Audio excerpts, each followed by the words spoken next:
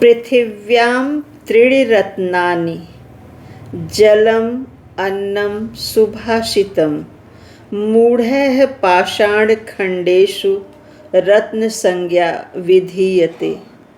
इस धरती पर केवल 3 ही रत्न हैं, जल, अन्न और अच्छी बातें।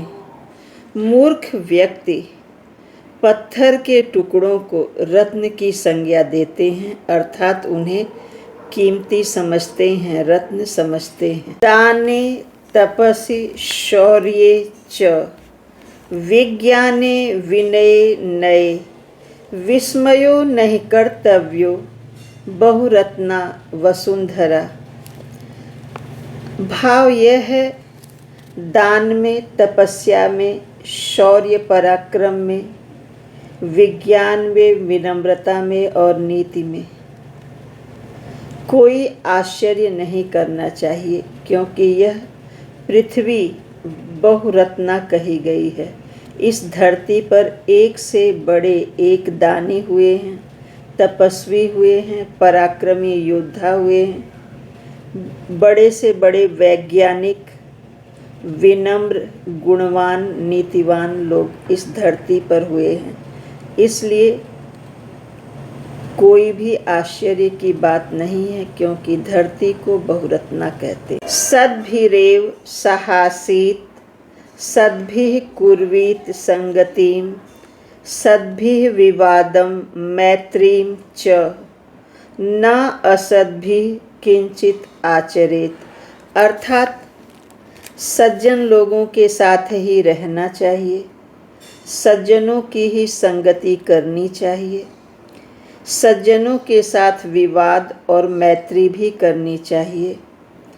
असज्जन अर्थात दुर्जनों के साथ किसी भी प्रकार का व्यवहार जीवन में नहीं करना चाहिए। धन धान्य प्रयोगेषु विद्यायाः संग्रहेषु च आहारे व्यवहारे च त्यक्त लज्जः सुखी भवेत्। अर्थात धन धान्य के प्रयोग में, विद्या के संग्रह में, विद्या प्राप्त करने में, भोजन करने में, व्यवहार करने में लज्जा का जो त्याग कर देता है, अर्थात कोई शर्म नहीं करता है, वह सुखी इंसान होता है।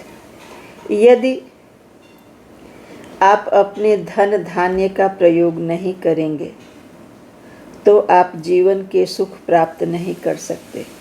विद्या अर्जन में यदि आप संकोच करेंगे तो आप सही तरीके से विद्या हासिल नहीं कर सकते।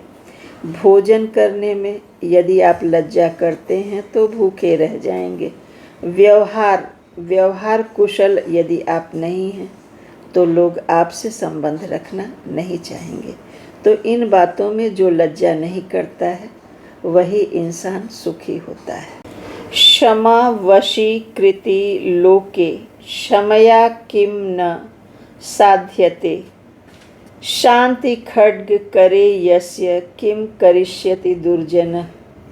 अर्थात क्षमाशीलता इस संसार में वशीकरण मंत्र है। क्षमा के वश में सभी लोग हो जाते हैं। क्षमा से क्या सिद्ध नहीं किया जा सकता।